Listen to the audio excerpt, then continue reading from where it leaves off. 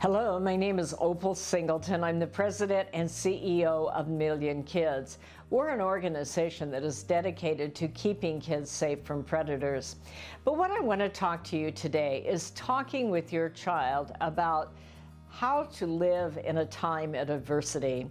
You know, I was thinking with this COVID-19 virus thing that's going on out there, how challenging it is for parents, but how scary that it probably is for our young people.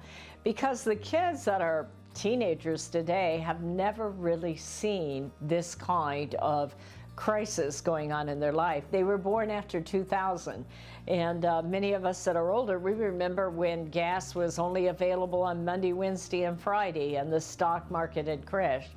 But our young people today have not seen that. So these are truly challenging times. But I think that it's important that we share with our kids and help them understand how to succeed and even thrive in challenging times.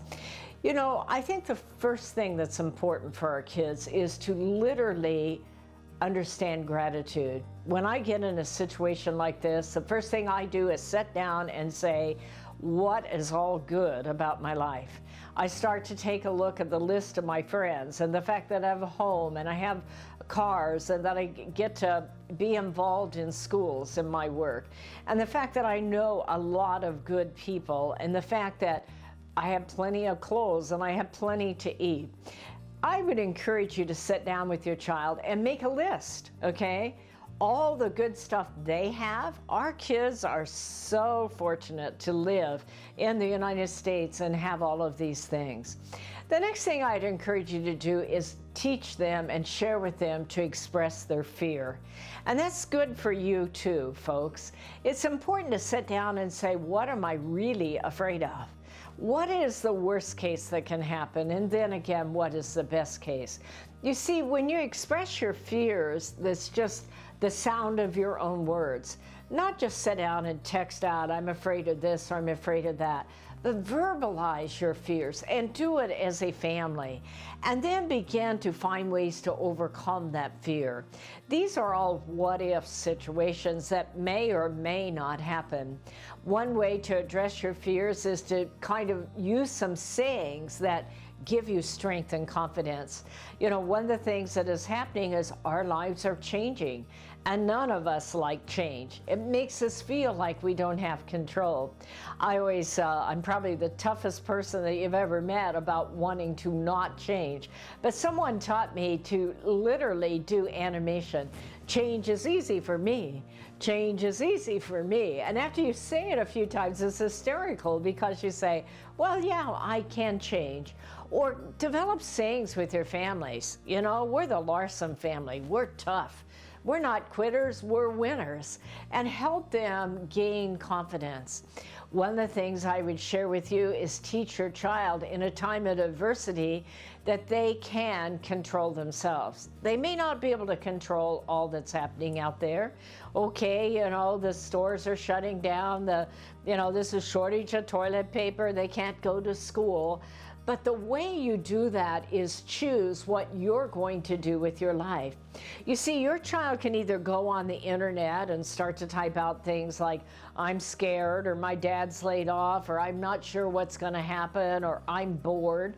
The danger of that is in times of adversity is that kids, if they reach out on the internet, they are reaching out to total strangers.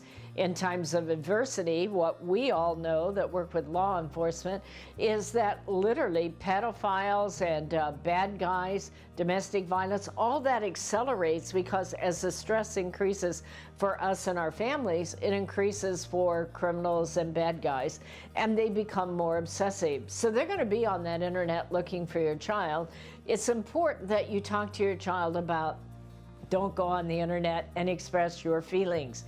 Express your feelings to each other verbally and take control of your life.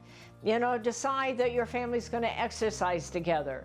Maybe you're going to go on a diet. Maybe you're going to choose new foods and have a lot of fun doing it. Or if you have a limited amount of food because the grocery stores are limited, start to talk about how can you make the most of it. Think not just in terms of survival, but think in terms of thriving. In fact, one of the things I'd share with you, Mom and Dad, is talk to your kids about leadership in difficult times. That is the key in there. Not just survive, but to thrive.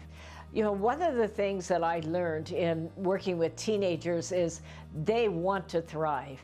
Share with them every time they choose to do what's right instead of what's easy. They get control, they build character. You see, when times get tough, our society starts to look for leadership.